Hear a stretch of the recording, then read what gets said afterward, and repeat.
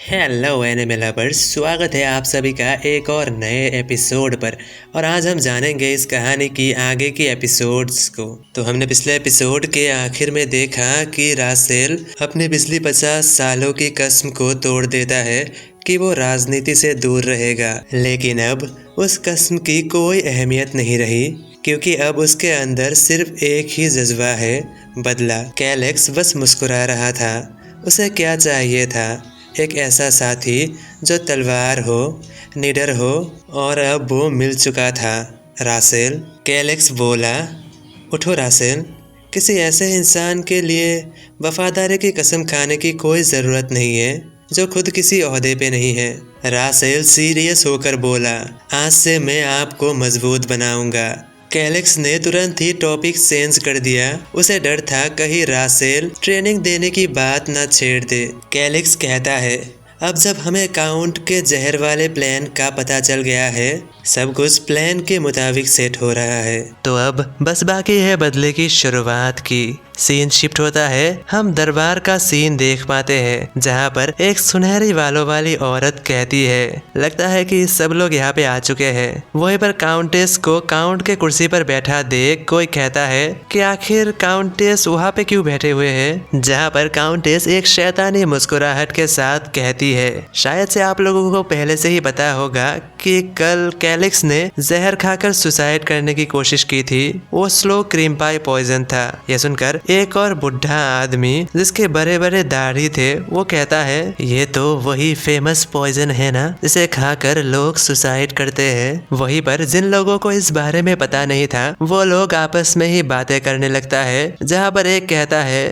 तो अब इस कॉमेडी का कोई मतलब ही नहीं है। वहीं पर काउंटेस और वो बुढ़ा एक दूसरे के साथ मिला हुआ था, जिसके बाद किसी के पूछने पर कि अगला काउंट कौन बनेगा, ये सुनकर कोई कहता है, ये तो ऑलरेडी डिसाइड हो चुका है, अभी के लिए काउंटेस ही काउंट का कुर्सी संभालेगी। वहीं पर हम देखते हैं कैलेक्स दूसरे कमरे में मौजूद था।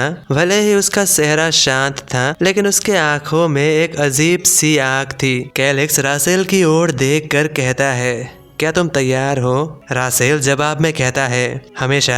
और साथ ही हम रासेल को देखते हैं जो कि अपने कवच पहने अपने तलवार के साथ तैयार था, जहाँ पर इन सभी चीजों के बारे में सोचकर काउंटेस और उसका बेटा दोनों खुश था। लेकिन तभी अचानक से धड़ाम की आवाज के साथ उस हॉल की दरवाजा खुल जाता है, जहाँ कैलेक्स दरवाजे के अंदर आता है। उसे देखते ही काउंटेस की आंखें फटी की फटी रह जाती है, जहाँ कैलेक्स और रासेल बड़े ही शान से अंदर की ओर आता है। काउंटेस को अपनी आंखों पर भरोसा नहीं होता। वो कुछ कहने की कोशिश करता है। वहीं पर बाकी सभी लोग कहता है, प्रिंस तो जिंदा है, लेकिन हमने तो सुना है कि इसने जहर पी ली थी।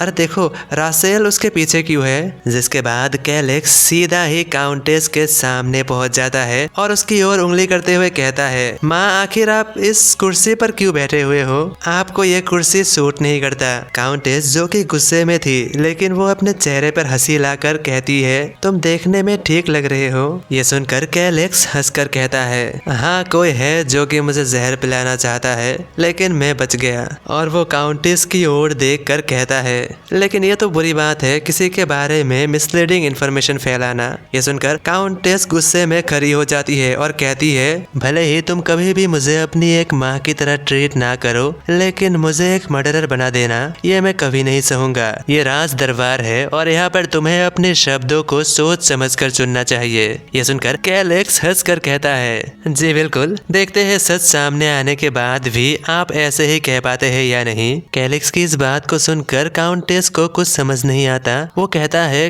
कि आखिर तुम किस बारे में बात कर रहे हो। ये सुनकर कैलेक्स कहता है, तो ठीक है, और वो ताली बजाता है। ताली बजते ही दरवाजा दोबारा खुलता है और एक सिपाही उस नौकरानी को रस्सी से बांधकर दरबार ले आता है, जहाँ पर हर कोई उस नौकरानी को रस्सी से बंधा हुआ देख एक दूसरे से बातें करने लगता है, जहाँ किसी को कुछ समझ नहीं आता।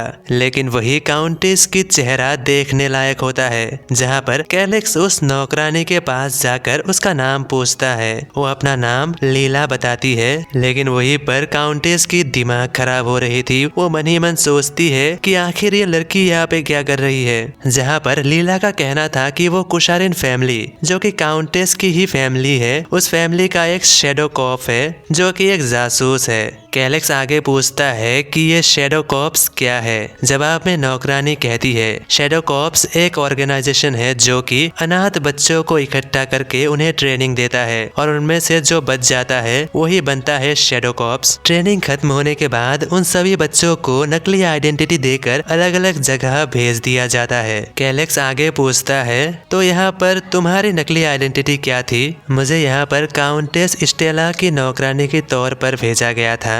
ये सुनकर कैलेक्स पूछता है क्या स्टेला को तुम्हारी आइडेंटिटी के बारे में पता था। ये सुनकर नौकरानी हाँ में सर हिलाते हुए कहती है हाँ उन्हें पता था। लेकिन काउंटेस गुस्से में कहती है ये बस मुझे फंसाने की 1 साल है, लेकिन बाकी लोग आपस में बातें करते हैं। क्या एक जासूस, ये तो लगभग 5 सालों से यहाँ पर रह रही है और अब पता चल रही है कि ये एक जासूस है। दूसरा कोई कहता है पता नहीं इसने क्या क्या इन्फॉर्मेशन यहाँ से भेजा होगा। वहीं पर हम उस बुढ़ाओ को देखते हैं जिसकी अंदर ही अंदर बहुत ज्यादा फट रही थी। वो सोचता है उसे जल्द ही कुछ करना होगा। वो रासेल की ओर देखकर चिल्लाकर कहता है वाइस काउंट रासेल, आप शांत क्यों है? क्या आपको इस आम सी नौकरानी पर भरोसा है? वहीं पर यह सुनकर रासेल अपनी दमदार आवाज में कहता है ये कोई आम सी नौकरानी नहीं है, ये एक क्रिमिनल है जिसे मैंने अपने हाथों से पकड़ा है और इसने खुद माना है कि ये एक जासूस है जो कि काउंटेस के फैमिली से है। और हाँ, ये किसी तरह का चाल है या फिर कुछ और, आप सारे सबूत देखने के बाद बताइएगा। ये सुनकर वो बुढ़ा और कुछ नहीं कह पाता। वहीं पर दूसरा कोई शख्स उस बुढ़े पर गुस्सा करते हुए कहता है उसे बकवास करने की बजाय चुप रहना चाहिए। उसकी बात सुनकर बुढ़ा कहता है क्या कहा तुमने? उन सबको आपस में लड़ते हुए देख रासेल जोर से चिल्लाते हुए कहता है बस बहुत हो गया। ये सुनकर हर कोई शांत हो जाता है। जिसके बाद कैलेक्स नौकरानी से आगे पूछता है कि आखिर उसे यहाँ पर किस तरह का मिशन मिला था। नौकरानी बताती है महीने में 1 बार उसने जो भी इंफॉर्मेशन इकट्ठा की है उसे रिपोर्ट करना होता है। जहाँ पर कैलेक्स ठंडी नजरों से नौकरानी की ओर देखकर कहती है आखिर किस तरह का इंफॉर्मेशन? मेनली मुझे फाइनेंशियल इंफॉर्मेशन ही भेजना होता था जो कि चीफ ट्रेजरर द्वारा बनाई गई होती है। साथ ही मैं काउंट के ऊपर नजर रखती थी, उसकी लोकेशन, शेड्यूल और सारी प्लान्स के बारे में इंफॉर्मेशन शेयर करती थी। वहीं पर यह सब सुनने के बाद रासेल का चेहरा गुस्से से काला पड़ जाता है। साथ ही कैलेक्स एक कदम आगे बढ़ के उससे पूछता है और तुम्हारा लास्ट मिशन क्या था? सवाल सुनकर नौकरानी बताती है कि उसकी लास्ट मिशन कैलेक्स को जहर देने का था। इसके बाद उसके कमरे से चुपके से जाकर एक सुसाइड नोट रख के आना था। कैलेक्स आगे पूछता है फिर उसके बाद क्या हुआ?